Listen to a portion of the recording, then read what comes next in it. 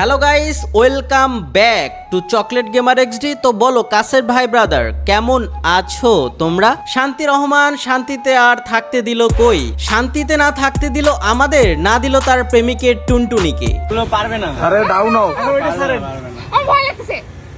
তুমি এই যে এটা ধরো, এটা ধরো। ভাইয়া দাঁড়ান। আপু আপনি ধরেন। ওই পারে আপনারা এখানে নেন, এই পাটা এখানে দেন। আপনার ডান পাটা হলে নেন। হ্যাঁ আস্তে করে নামে আসেন। হ্যাঁ এখানে পাতে এবার দাঁড়ায় থাকো, এবার দাঁড়ায় থাকো। আস্তে আস্তে আস্তে আস্তে। আরে ধরো ধরো ধরো ধরো। ওই সমস্যা। হায় হায়, মীরা যে কি কাণ্ড ঘটালো, শান্তি রহমানের পশ্চাৎ দেশে চুমু খেয়ে বসলো। তো শান্তি রহমান, মিরাজ তোমার সাথে কি করেছিল একটু খুলে বলো তো।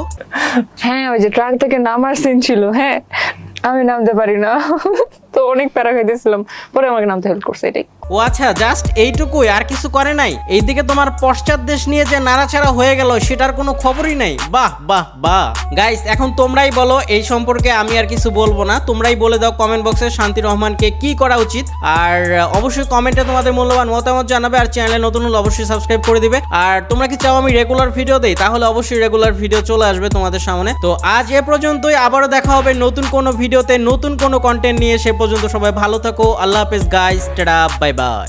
বড় বড় মডেল, কিউট কিউট নায়িকা, সুন্দরী সুন্দরী আপা, তোমাদের বলতেছি তোমরা আর 16 প্রো ম্যাক্স কিনতে পারবা না।